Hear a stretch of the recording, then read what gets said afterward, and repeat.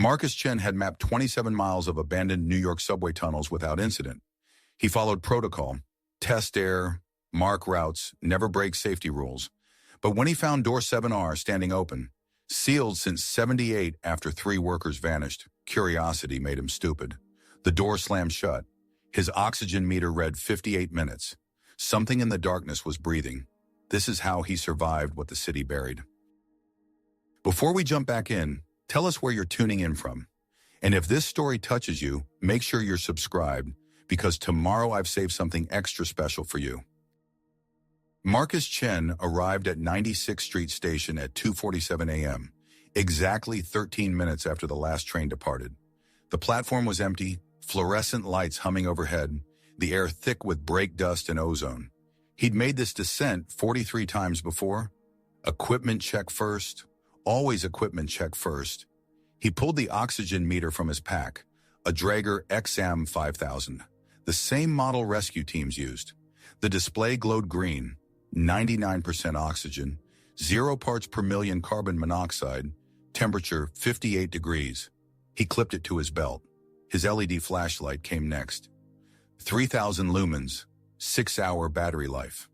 The backup headlamp went around his forehead, mapping tablet in the side pocket, chalk markers in his right cargo pocket, GPS beacon in his left.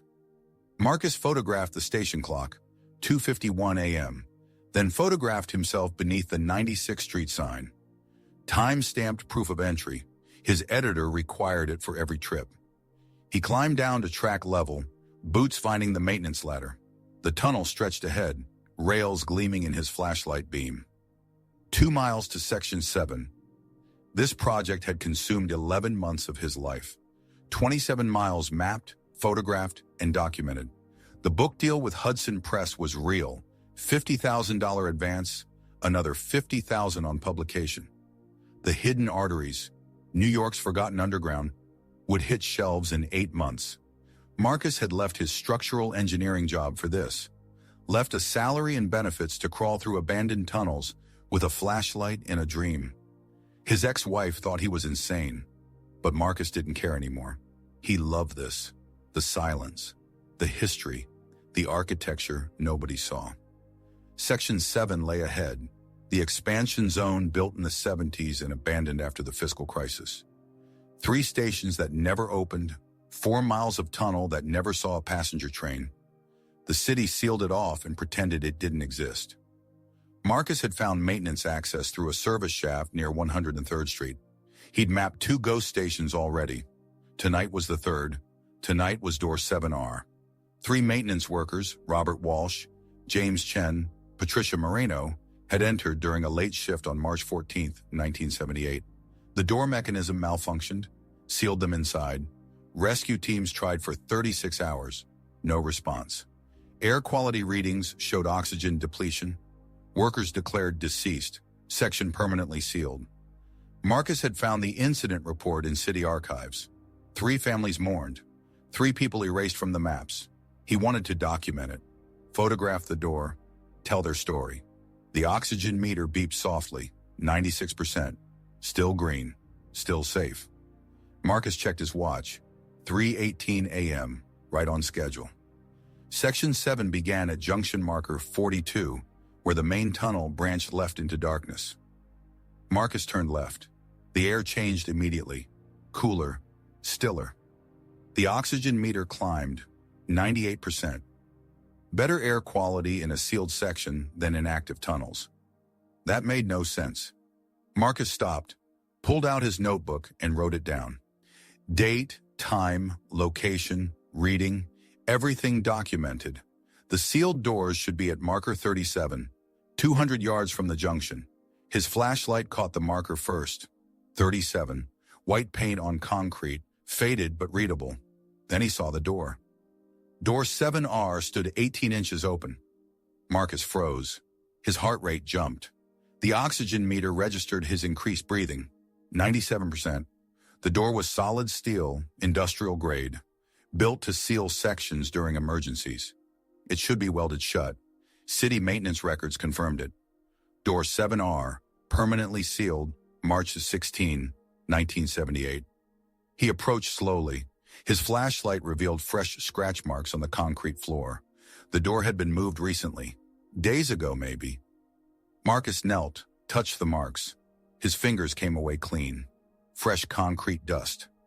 Someone had opened this door. He stood, played his flashlight through the gap. The beam disappeared into darkness. No walls visible. Just empty space. His oxygen meter showed 98%. Air was flowing from inside the seal section. Fresh air, impossible. Marcus pulled out his phone. No signal. He opened the voice memo app, pressed record. March 7th, 3:28 a.m. Door 7R is open. Finding fresh scratch marks on floor. Air quality reading 98% oxygen. He moved closer to the doorway. His flashlight revealed footprints in the dust inside. Multiple sets. Bare feet. Human-sized. The tunnel people. Had to be. Urban explorers talked about them. Homeless populations living in abandoned sections. Marcus had never found evidence before. But bare feet. In 58-degree temperatures on concrete. He swept his flashlight across the footprints. Some looked fresh. Others were older. Traffic patterns. People coming and going. From where? This section had been sealed for 45 years. Marcus marked the door frame with chalk. MC in 3:28 a.m. in block letters. Always mark your entry point. He set a timer on his phone. 5 minutes. Just 5 minutes inside to document what he'd found, then leave. His oxygen meter beeped. 99%. The air inside was better than the air in the main tunnel. Marcus stepped through the doorway. The corridor extended 40 feet to a junction. The walls were concrete with old electrical conduit along the ceiling. Empty light fixtures hung every 10 feet. The footprints led deeper, dozens of them overlapping, creating paths through the dust. He found the first can 15 feet in. Campbell's Soup, 1978 date code still visible. Then another, and another. A scattered pile near the wall. Old water-stained blankets lay crumpled in a corner. A maintenance hard hat with NYCTA 1978 stenciled on it sat upside down, filled with small stones. Someone had lived here. Maybe still lived here. Marcus raised his camera, photographed everything. The flash seemed too bright, too loud. That's when he heard it. Breathing. Deep. Rhythmic. Multiple sources coming from different locations, deeper in the corridor. The sound was human but wrong. Too controlled. Too deliberate. Marcus's skin went cold. He turned slowly, sweeping his flashlight toward the junction. The breathing continued. Patient. Waiting. He took one step backward, toward the door. The steel door slammed shut with a sound like a gunshot. Marcus spun around. His flashlight beam hit the door, now sealed completely. He grabbed the handle. Pulled. Nothing.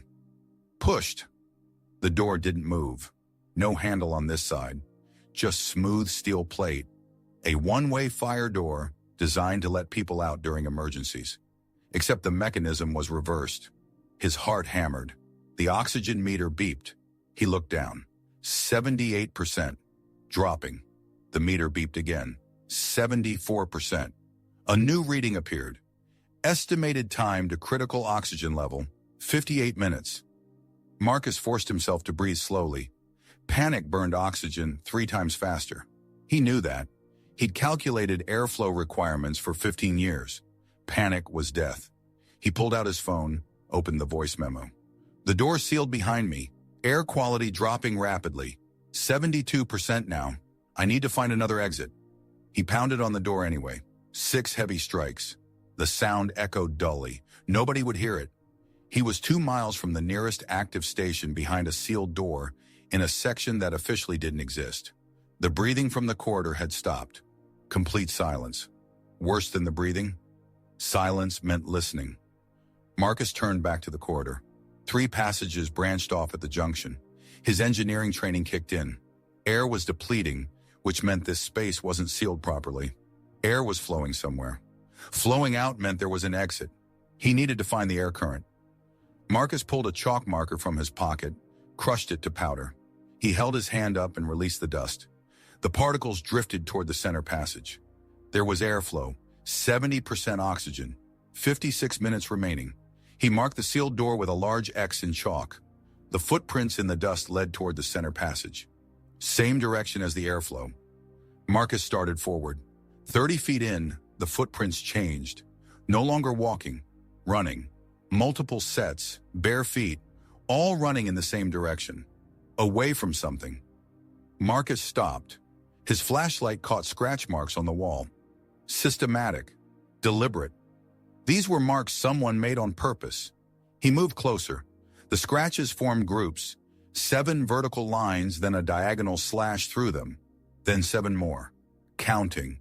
Someone had been counting days. He followed the marks along the wall. They continued for 20 feet. Hundreds of groups. Thousands of individual scratches. Marcus did the math. 7 marks per week. 52 weeks per year. He counted groups, estimated the total. 11,000 marks. Give or take. 45 years of counting. His oxygen meter beeped. 68%. 51 minutes remaining. The breathing started again. Closer this time. Multiple sources. 3 distinct patterns. Perfectly synchronized. Then footsteps. Not walking, running, coming toward him. Marcus had divorced 18 months ago. Sarah couldn't handle the obsession, she said. Couldn't handle him choosing tunnels over her. Maybe she was right. He'd missed their anniversary dinner because he found an unmapped junction near Canal Street. Came home at 4 a.m. covered in dust, excited about concrete and history while she packed her bags. His father called it running away. Marcus called it finding something that mattered. Either way, he was alone now except for the darkness and the maps and the book deal that would prove he'd made the right choice. Marcus ran, not away from the footsteps. There was nowhere to go back. Forward toward the junction where 3 passages met. His flashlight beam bounced as his boots pounded concrete. The footsteps behind him were faster. Bare feet slapping stone, getting closer. He reached the junction and spun right. No time to analyze options. Just movement. The passage narrowed, 4 feet wide, 7 feet high. His shoulders nearly touched both walls. Marcus risked a glance back. 3 figures stood at the junction, silhouettes in his flashlight beam. Human shapes, but wrong. Too thin, too still. Then they moved, not running, walking, deliberate, patient. Marcus kept moving. His oxygen meter beeped with each step. 65%, 63%. The running was burning through his air. He forced himself to slow down. Fast walk instead of sprint. Control the breathing. In through the nose, out through the mouth. The passage opened into a chamber. 20 feet by 30 feet. Old maintenance equipment lined the walls. 3 exits. 1 behind him. 2 others in opposite walls. Marcus chose left. The floor was cleaner here. More footprints. They used this space regularly. The left passage sloped downward. Water dripped from the ceiling. The concrete was damp, slippery. His flashlight caught writing scratched into the wall. Stay quiet. They hear everything. Below it, vent shaft, 400 feet ahead. Climb. A vent shaft meant surface connection. 400 feet. He could make that. The footsteps behind him stopped. Complete silence except for dripping water. His oxygen meter showed 61%. 48 minutes remaining. The passage curved right, then left. The slope increased. He was going deeper, not up. Marcus found it at marker 73. A metal ladder bolted to the wall, extending upward into darkness. His flashlight couldn't find the top. A sign hung beside it. Emergency vent shaft 7B, surface access, authorized personnel only. This was his exit. He grabbed the first rung. The metal was cold and damp. He tested it. Solid. Marcus started climbing. His flashlight tucked under his arm, both hands gripping the ladder. 10 rungs up, he heard them enter the passage below. The footsteps were back. He climbed faster. His arms burned. The oxygen meter beeped. 58%. 44 minutes. 20 rungs up. 30. His shoulders ached. His fingers cramped from gripping cold metal. He looked down. They were at the base of the ladder. 3 figures staring up. His flashlight caught their faces. Pale skin, overgrown hair, eyes completely white, no pupils, no irises. One of them spoke, a man's voice, rough, unused. Stay, safe here, food, water. Not threatening, pleading. Marcus kept climbing. 40 rungs, 50. His lungs burned. The oxygen meter beeped. 54%, 40 minutes. He looked up. A platform. 10 rungs above. Below, one of them started climbing. Slow. Careful. The white eyes couldn't see the ladder. Climbing blind. Marcus pulled himself onto the platform. Steel grating beneath him. A ventilation fan above. Still running, pulling air upward. But the shaft didn't lead outside. It led to another corridor. Marcus stood on shaking legs. The platform was 8 feet square. The ventilation fan spun slowly overhead, pulling air from somewhere. The air smelled stale, recycled. He swept his flashlight across the corridor. Horizontal shaft, 3 feet high. He'd have to crawl. Behind him, the climber was 20 rungs down, moving slowly but steadily. Marcus dropped to his hands and knees and crawled. His flashlight ahead, pack scraping the ceiling. 50 feet of crawling. His knees screamed with each movement. The oxygen meter beeped. 51%. 37 minutes remaining. The shaft opened into a room. Marcus stood, stretching his back. 20 feet by 30 feet. Concrete walls. Old construction. Thicker walls. Reinforced. A heavy steel door on the opposite wall. Civil defense shelter. Cold War era. Wooden crates lined the walls. Metal shelving.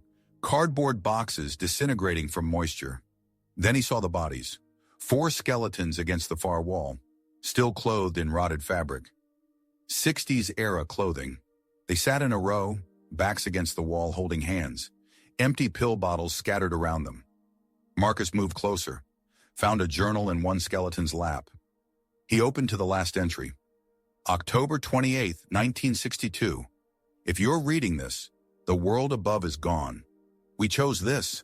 We chose each other. God forgive what we did to Emily. Cuban Missile Crisis. These people thought the bombs were falling, sealed themselves in with their daughter and took pills. The world hadn't ended. They died for nothing. His oxygen meter beeped. 48%, 34 minutes remaining. Marcus moved to the steel door. It had a handle. He grabbed it, turned. The mechanism moved. He threw his weight against it. It cracked. Light came through the gap. Artificial light. Fluorescent. Behind him, scraping in the crawl space. They were coming. Marcus pulled harder. The door groaned. He braced his foot against the wall and pulled. The door fell outward with a crash. Cold air rushed in. His oxygen meter jumped, 62%. Marcus stumbled into a basement corridor. Concrete walls, overhead pipes, emergency lighting. A metal staircase led upward. A door at the top with light around the edges. Marcus ran for the stairs. Behind him, he heard them emerge. Please, stay. We're not dangerous. Just lonely. So lonely. The voice broke something in Marcus. 45 years alone. But he had 31 minutes of oxygen left. He had to get out. Marcus reached the top and grabbed the door handle. Unlocked. He stumbled through. Another basement level. Newer construction. Cinder block walls painted green. Fluorescent lights flickering. The smell of mildew and rot. His oxygen meter beeped. 46%. 29 minutes remaining. He heard them on the stairs, walking, taking their time. Marcus moved down the corridor, testing doors. Locked. Locked. Storage room. Electrical room. Then he found it. Emergency exit. A sign read, street level access. Alarm will sound. Marcus slammed into the crash bar. Nothing happened. He hit it again. The bar moved, but the door didn't open. A deadbolt above the crash bar. Locked from outside. Behind him, they entered the corridor. 3 figures moving closer. Marcus tried more doors. Storage. Locked. Janitor's closet. No exit. His oxygen meter beeped. 43%. 26 minutes. 3 more doors, then a wall. Dead end. He tried them all. Locked. Locked. The third had no handle. Sealed years ago. He was trapped. The 3 figures stopped 20 feet away. The man in front was tall, skeletal, gray hair past his shoulders, skin pale as paper, white eyes tracking side to side. Completely blind. The woman beside him was shorter, same pale skin, white eyes, her hair matted. A name tag clung to rotted work clothes. P. Moreno. Patricia Moreno, one of the missing workers. The third was another man, younger, Asian features beneath grime. Partial name tag.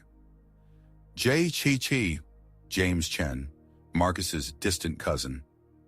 Robert Walsh, Marcus said, his voice hoarse. Patricia Moreno, James Chen, the missing maintenance workers from 78. Robert tilted his head. You know our names. I researched the incident. You were declared dead. We were dead, Patricia said. We just didn't stop moving. James stepped forward. You're Marcus Chen. I saw your ID. Your family. Marcus nodded. Your grandnephew, David, was my grandfather. James's eyes filled with tears. David, is he? He died in 2009. Cancer. Silence. 45 years of survival. Everyone they knew was gone or dying. Marcus's oxygen meter beeped. 40%, 23 minutes. I have to get out. My air is running out. Do you know another exit? Robert shook his head. This building is scheduled for demolition. They sealed everything 3 days ago.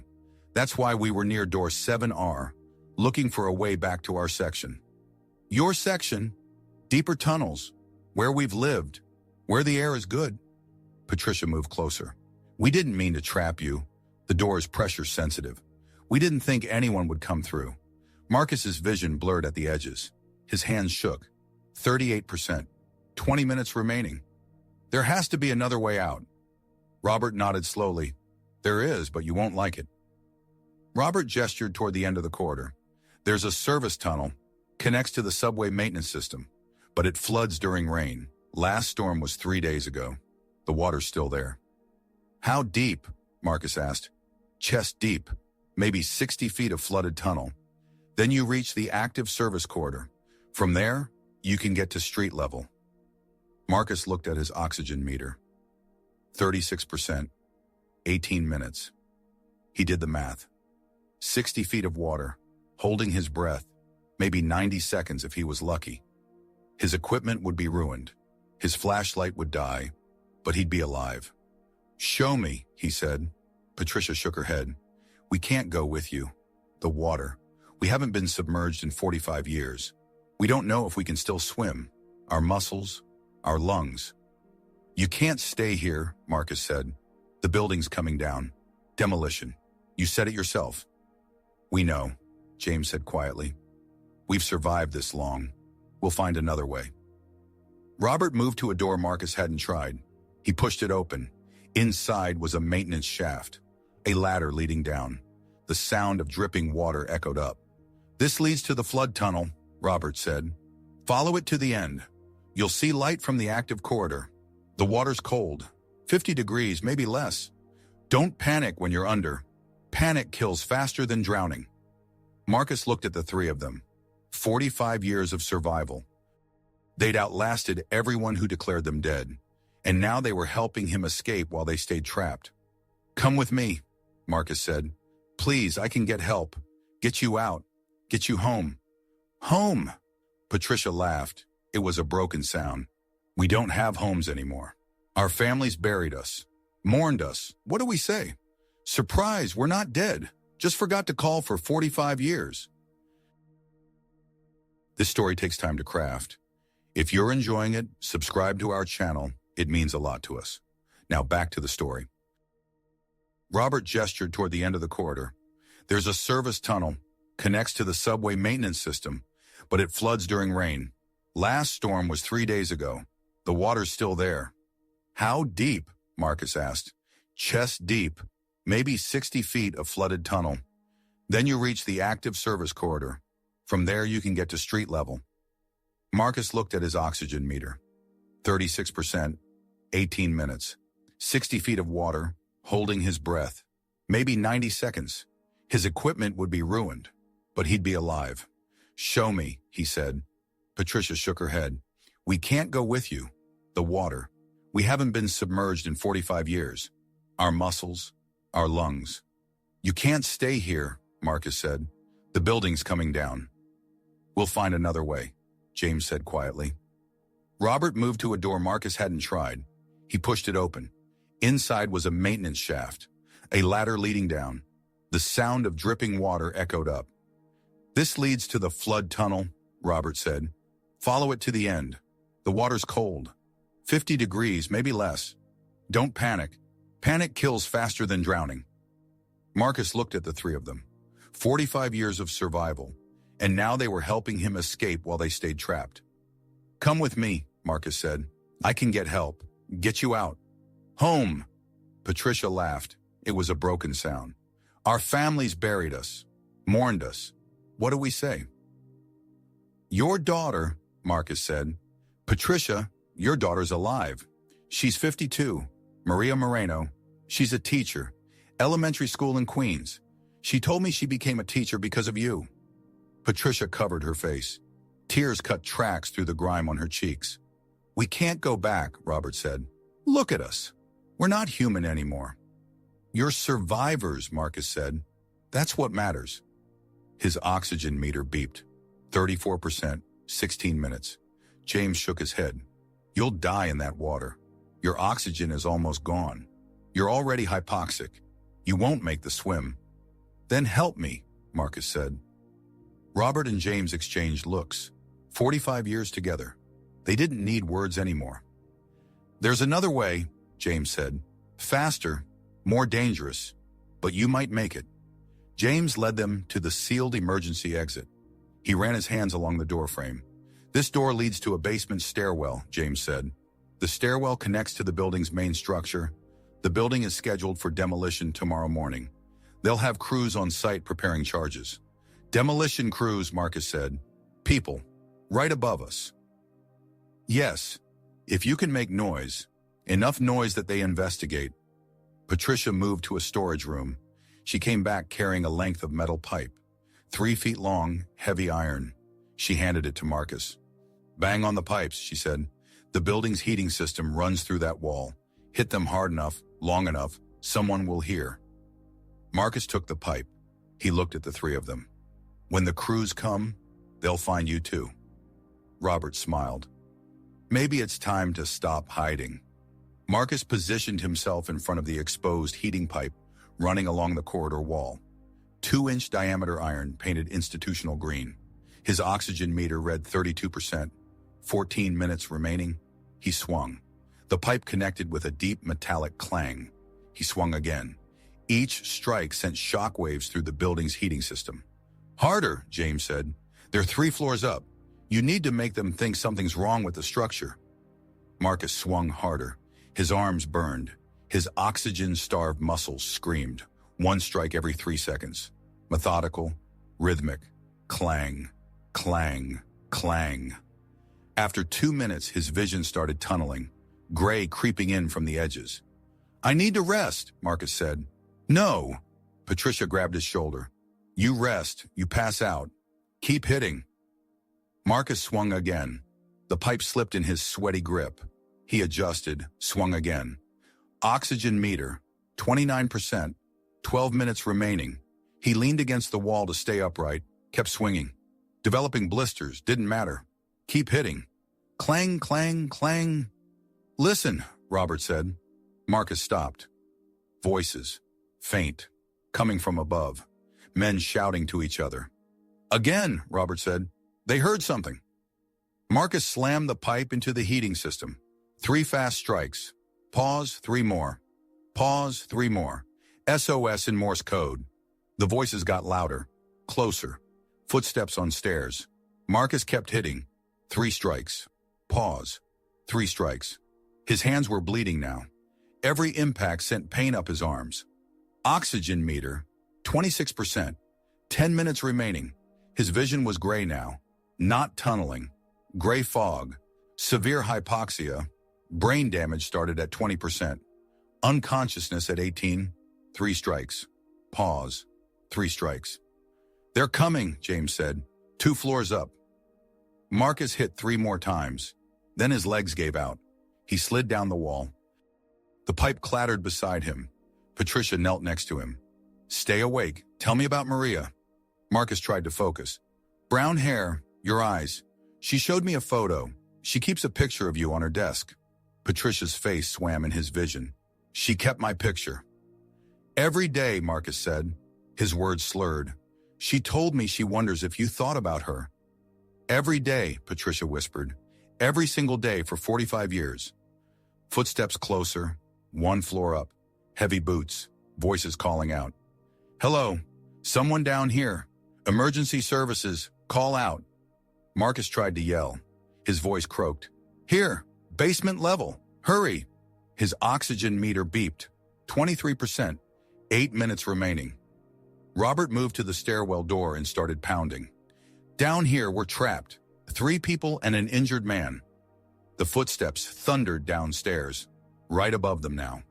We hear you. Stand back from the door. Something heavy hit the door. Once. Twice. The lock held. Marcus's vision was almost completely gray. Patricia's hand was on his shoulder. Stay with us, she said. Just a few more seconds. The door exploded inward. Crowbar through the lock. 2 men in hard hats burst through. Construction workers. Demolition crew. They saw Marcus first. Slumped against the wall. Oxygen meter beeping. Jesus Christ, we got a man down here. Call EMS now. Then they saw Robert, Patricia, and James. 3 pale figures. Eyes completely white, skin like paper. One construction worker stumbled backward. What the hell? We're the maintenance workers, Robert said calmly. From 1978, we've been sealed in the tunnel system. This man needs oxygen immediately. He has less than 8 minutes. The second construction worker, older, gray beard, moved past his partner. He knelt beside Marcus and grabbed the oxygen meter, read the display. 21%, he's critical. The man pressed a radio clip to his vest. This is Foster, basement level 3, medical emergency, adult male, severe oxygen deprivation. We need paramedics now. The younger worker was on his phone. Yeah, I don't know how to explain it. Just get everyone here. Police, fire, EMS. Foster pulled off his vest and wadded it under Marcus's head. Stay with me, buddy. What's your name? Marcus Chen, Patricia answered. He's an urban explorer. He found us by accident. Foster looked at her, took in the pale skin, the white eyes. You said 1978. That's 45 years. 45 years, 2 months, 8 days, James said. Marcus's oxygen meter beeped. 19%. 6 minutes remaining. His consciousness faded in and out. Voices sounded distant, underwater. He felt cold. His body was shutting down. Footsteps thundered on the stairs. The basement filled with people. Paramedics, firefighters, police officers. A paramedic pushed Foster aside and started working on Marcus. Oxygen mask over his face. Pure O2 flooding his lungs. The relief was instant. Oxygen saturation 68%, the paramedic called out. Severe hypoxia. We need to transport now. They lifted Marcus onto a stretcher. The world tilted as they carried him toward the stairs. His vision was gray but clearing slightly. He tried to speak. The mask muffled his words. Don't try to talk, the paramedic said. Just breathe. Marcus pulled the mask aside. The 3 people. Don't leave them. They're the missing workers from 78. The paramedic looked back, saw Robert, Patricia, and James surrounded by police and firefighters. We've got them, the paramedic said. Now breathe. They carried Marcus up 3 flights, each step jarring, but he was breathing. The oxygen meter read 71% now, climbing. They emerged into daylight. The sun was rising, 6:20 a.m. Marcus had been underground for 3.5 hours. The fresh morning air hit him, cold, clean. He started coughing. His lungs were purging. They loaded him into an ambulance. The doors closed. The siren started. Marcus kept the oxygen mask pressed to his face. His phone was still in his pocket, still recording. 3 hours and 32 minutes of audio. Everything from door 7R to the rescue. Proof. Undeniable proof. The paramedic checked his vitals. You're one lucky son of a bitch. Another 3 minutes and you'd be brain dead. What the hell were you doing down there? Research, Marcus said. His voice was hoarse. For a book. Your book almost killed you. Survivors, Marcus said. They look like survivors. The ambulance hit a pothole. Marcus winced. His head throbbed. His hands were bleeding. His lungs burned. But he was alive. And so were Robert Walsh, Patricia Moreno, and James Chen. The three people New York City had declared dead 45 years ago. His oxygen meter beeped. 82%. Safe levels. He was going to make it. They all were. Marcus woke in a hospital room at Mount Sinai. Bright fluorescent lights, white walls, the steady beep of a heart monitor, an IV in his left arm, oxygen cannula in his nose. He tried to sit up. Pain shot through his ribs and shoulders. A nurse appeared. Easy there. You've been out for 6 hours. What time is it? Marcus's voice was a rasp. 1:15 p.m. Severe oxygen deprivation, dehydration, mild hypothermia, and enough bruises to make you look like you went 10 rounds with Mike Tyson. The three people, where are they? The nurse's expression changed. They're here, different floor, under observation. It's complicated. I need to see them. You need to rest, and there are about 20 people waiting to talk to you. Police, transit authority, your editor, reporters. Marcus grabbed his phone. 37 missed calls, 62 text messages. The voice recording was still saved. 3 hours and 34 minutes. He called his editor, Sarah Mitchum at Hudson Press. She answered on the first ring. Marcus, Jesus Christ, are you okay? The news is saying you were rescued with 3 people missing since the 70s. Sarah, the recording I made, it's on my phone. 3.5 hours of audio from inside the sealed tunnel. Everything. Silence then. You recorded it. All of it. Every word. I need you to secure it. Back it up. Multiple locations. This is the story. This is the biggest story in decades. Every outlet in the world will want this. Then we protect it, and we protect them. They're not specimens. They're people who survive something impossible. The media will crucify them if we're not careful. We control the narrative. How? I'm writing the story, first-person account, but also their story. Who they were before, who they became. We humanize them. You almost died down there, and you want to protect the people who trapped you. A faulty door trapped me, the same one that trapped them 45 years ago. They saved my life, showed me how to signal for help. Without them, I'd be dead. Okay, send me the recording. I'll secure it, and I'll start preparing legal. The city will want to bury this. Marcus started the transfer. 3.4 gigabytes. A knock on the door. A man in a suit entered. NYPD detective shield on his belt. Mr. Chen, I'm Detective Kowalski. I need to ask questions. Marcus finished with Sarah. Back up everything. I'll call you back. He looked at Kowalski. Robert Walsh, Patricia Moreno, and James Chen, are they okay? Kowalski pulled up a chair. They're alive. Medical team is trying to figure out what 45 years underground did to them. Eye damage is severe. They may never see normally again. But they're safe. They're in a secure ward. Protected. Half the city wants to talk to them. The other half thinks this is a hoax. It's not a hoax. I have 3.5 hours of recorded audio proving everything. You recorded it. Every second from door 7R until the ambulance. Want to hear it? Yeah, I really do. Marcus played the recording, his voice steady at first, documenting entry. The beep of his oxygen meter showing 99%. The audio captured everything. Marcus finding door 7R open, the scratch marks, his decision to enter. Then the metallic slam, Marcus's sharp breath, the oxygen meter's warning. 78%, that's not possible. Kowalski leaned forward. How fast was it dropping? 2 to 4% every minute, air leaking into a lower pressure area. The recording continued, Marcus's breathing getting faster, pounding on the door, the decision to move forward, footsteps running toward him, the breathing sounds. Then the voice, stay, safe here, food, water. Robert Walsh's voice, rough but human. The recording played on, the climb, the crawl, The Cold War shelter with 4 skeletons. Marcus reading the journal.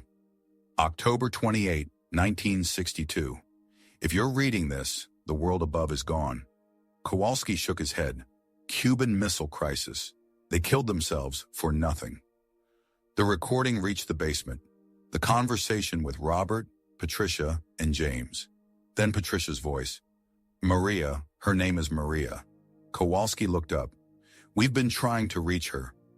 The recording played the final section. Marcus banging on heating pipes. 3 strikes. Pause, 3 strikes. SOS. His oxygen meter beeping. 26%. 23%. 19%. Then the door breaking down. Construction workers. Paramedics. The oxygen mask. The recording ended at 6:53 a.m. Kowalski sat back. That's incredible, and it's going to destroy careers at the Transit Authority. Good. Someone sealed that door wrong in 78. Someone declared those workers dead without recovering bodies. Someone covered it up. The city's already spinning this, calling it a tragic accident. No cover-up, just incomplete records. Bullshit. I found the incident report. The door was reported malfunctioning 6 months before. Nothing was done. Kowalski pulled out a notepad. Walk me through the physical evidence. Marcus described the living chamber, the water collection system, the calendar marks, 11,000 marks, 45 years of counting. They were living in complete darkness. After emergency lights failed, yes, total darkness. They adapted, went blind, but memorized every inch of those tunnels. What did they eat? Rats. Water from condensation. They had a whole system. The medical team wants to talk to you. They refused to die. They had each other. That's what kept them alive. The human connection. A nurse appeared. Mr. Chen, there's someone here. Maria Moreno. She says you spoke to her about her mother. Kowalski stood. I'll step outside. Maria Moreno entered. 52, but looked older. Gray in her hair. Red eyes. She wore scrubs. Is it true? Is my mother really alive? Marcus nodded. Yes. Patricia Moreno. She's here. She's been alive this whole time. Maria's legs gave out. She grabbed the doorframe. They told me she died when I was 13. I mourned her for 39 years. She never stopped thinking about you, every single day for 45 years. Maria pressed both hands to her mouth. Tears streamed down. Can I see her? I don't know, the doctors. I don't care what the doctors say, that's my mother. I need to see her. Marcus pressed the call button. The nurse appeared. Contact whoever's overseeing Patricia Moreno's care. Her daughter is here. The nurse looked at Maria. The survivors are in isolation. No visitors except medical staff. I'm not asking, Maria said, steel in her voice. That woman has been missing from my life for 39 years. I'm seeing her today. The nurse nodded. I'll page Dr. Chen. She left. Maria paced. What does she look like? Marcus chose his words carefully. She's thin, very pale. Her eyes are white from cataracts. She can't see, but she's alive. She's coherent. She asked about you. Maria pulled out her phone, showed Marcus her lock screen. A woman in her late 30s. Dark hair, warm smile, Transit Authority uniform. Patricia Moreno, 1978. I look at this every day. People tell me to move on, but she's my mother. And now you don't have to move on. A man in a white coat entered, early 60s, tired eyes. I'm Dr. Michael Chen, your Maria Moreno. Yes, I want to see my mother. Dr. Chen closed the door. I need to prepare you first. Your mother has been through extraordinary trauma. 45 years of isolation. Her body has adapted in ways we're still understanding. I don't care what she looks like. It's not just appearance. Her psychological state is fragile. The world she left in 78 doesn't exist anymore. She's a time traveler. Then I'll help her catch up. But I'm seeing her today. Dr. Chen looked at Marcus. You spent time with them. How did they seem mentally? Sharp, coherent. Robert showed leadership.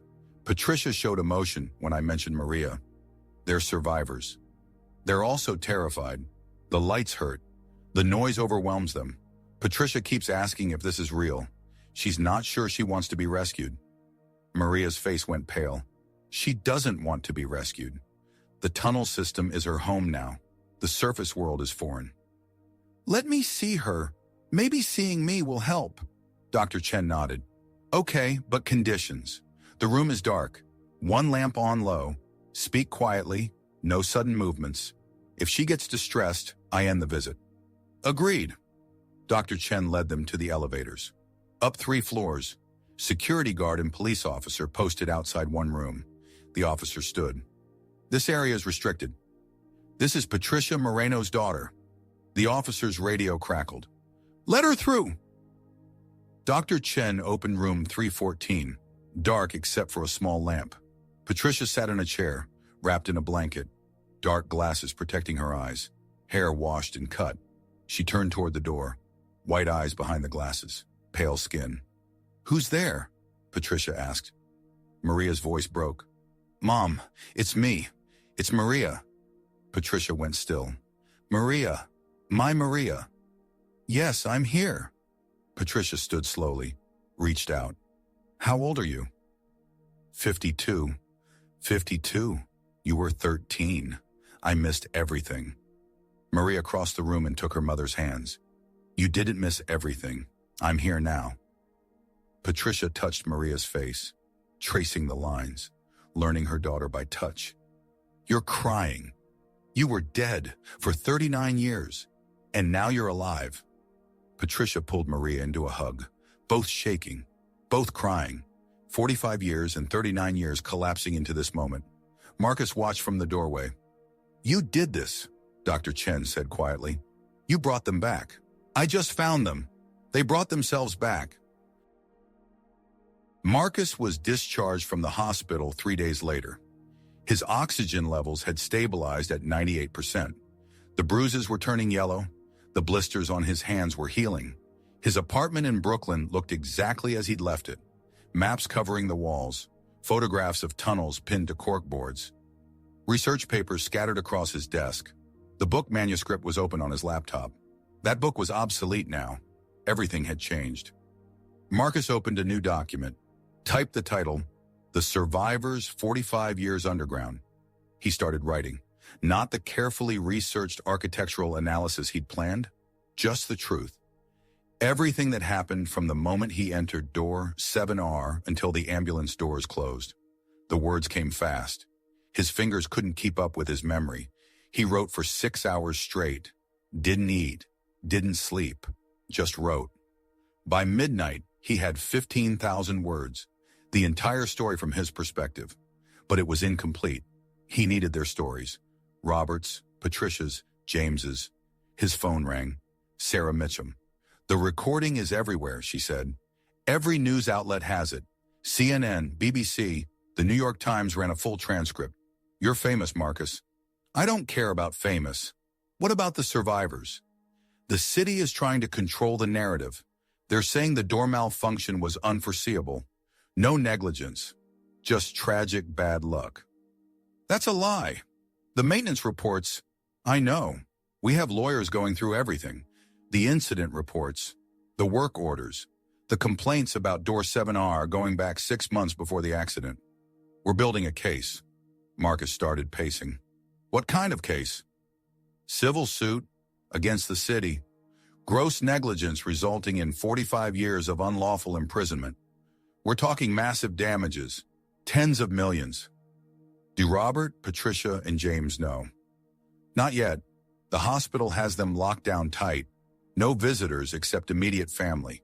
Maria Moreno is the only one allowed in Patricia's room.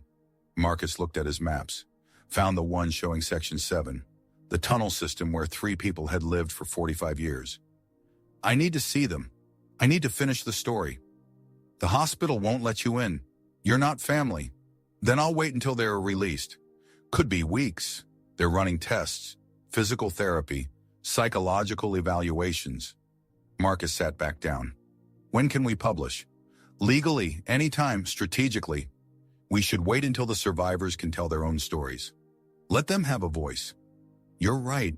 How do we make that happen? I'm working on it. I've reached out to advocacy groups, civil rights lawyers, people who fight for the powerless. Marcus's phone buzzed. Text message from an unknown number. This is Robert Walsh. The hospital gave me a phone. Can we talk? Marcus stared at the message. Robert Walsh. Learning to use a smartphone. He typed back, yes, when? The response came quickly. Tomorrow, 10 a.m., hospital cafeteria. Dr. Chen said we could meet there. I'll be there. Another message. Bring your recording. I want to hear what 45 years sounds like from the outside. Marcus arrived at Mount Sinai at 9:45 a.m. The hospital cafeteria was on the ground floor, windows facing the street, natural light, open space. Robert Walsh sat at a corner table wearing dark glasses and a hospital sweatshirt. His hair had been cut, face clean-shaven. He looked almost normal until you got close enough to see the white eyes behind the glasses. Marcus approached. Robert, it's Marcus Chen. Robert turned toward his voice, smiled. Marcus, sit down. Marcus sat, put his laptop and phone on the table. How are you adjusting? Slowly. Everything is so loud, so bright. Even with these glasses, the light hurts, and the smells. 45 years of nothing but concrete and water and rat meat. Now I can smell everything. It's overwhelming. Do you want to go back? Robert was quiet. Part of me does. The tunnels were simple, predictable, but Patricia's daughter is here. Maria, she needs her mother, so we stay. What about James? James is struggling. He has no family left. His brother David died years ago. He survived 45 years underground and came back to nothing. Marcus pulled out his phone. I brought the recording. Yes, I need to understand what you experienced. Marcus played it from the beginning. When the door slammed shut and the oxygen meter dropped to 78%, Robert flinched. That fast? I'd forgotten how fast it dropped. When it happened to us, we didn't have meters. We just felt it. The air getting thin. We thought we were dying. The recording continued. Marcus running. The breathing sounds, the footsteps. That was me, Robert said. I was following you. I heard you enter, heard the door close. I knew what had happened. I was trying to reach you before you panicked. The recording reached the basement conversation. Robert's voice saying, we're the maintenance workers from 1978. Robert listened to his own words, to Patricia crying when Marcus mentioned Maria. When it ended, Robert pulled off his glasses, wiped his white eyes. They were wet. We sound human. I wasn't sure we did anymore. You're human, more human than most people. Robert put his glasses back on. The city wants us to disappear. They're offering money, settlement. $3 million each if we sign non-disclosure agreements. That's nothing. 45 years of your lives. I know, but Patricia is considering it. For Maria, $3 million would set her daughter up. Patricia doesn't care about justice. She just wants to make up for missing 39 years. Marcus leaned forward. What do you want? I want people to know what happened. I want the city to admit they knew that door was broken, that they chose not to fix it because it would cost money, that we were expendable. You matter. Your story matters. Then help us tell it. Write the book. Put everything in it. The maintenance reports, the complaints, the cover-up. Marcus opened his laptop. I need your story, all of it. What happened the day the door sealed? How you survived? Robert nodded. I'll tell you everything. Patricia and James will too. But understand something first. We're not victims. We refused to be victims. We survived. We adapted. That's the story. I will. And the city is going to fight you. They're going to call us liars. Say there's no proof we were really down there for 45 years. Marcus pulled out a folder. The maintenance reports, the incident files, the work orders showing door 7R was reported broken in September 77, 6 months before the accident. I have proof. Everything I found in the city archives. Robert smiled. Then let's bury them instead. A nurse approached. Mr. Walsh, time for physical therapy. Robert stood slowly. Come back tomorrow. Same time. Bring recording equipment. I'll tell you about the first day. The day we decided to save ourselves. Marcus watched Robert leave. Then he opened his laptop and started writing. The truth. The whole truth. What the city had buried for 45 years. 6 months later, Marcus stood in a conference room at Hudson Press surrounded by lawyers, editors, and 3 people who'd spent 45 years in darkness. Robert Walsh wore a tailored suit and dark glasses. 6 months of physical therapy had strengthened him. Patricia Moreno sat beside her daughter Maria. Both wore matching silver bracelets. James Chen sat at the end of the table. Marcus had helped him find an apartment in Queens. Sarah Mitchum stood at the head of the table. The book releases tomorrow. First print run is 500,000 copies. Pre-orders are already at 200,000. Marcus looked at the cover on screen. The Survivors, 45 Years Underground. Below it, a photograph of door 7R. The city is threatening legal action, a lawyer said. They're claiming defamation. Let them sue, Robert said. We have the recording. We have the maintenance reports. What do they have? Lies and cover-ups. The lawyer nodded. Their case is weak, but they're fighting dirty. They're leaking stories suggesting you 3 were squatters who chose to live underground. Patricia laughed. Chose.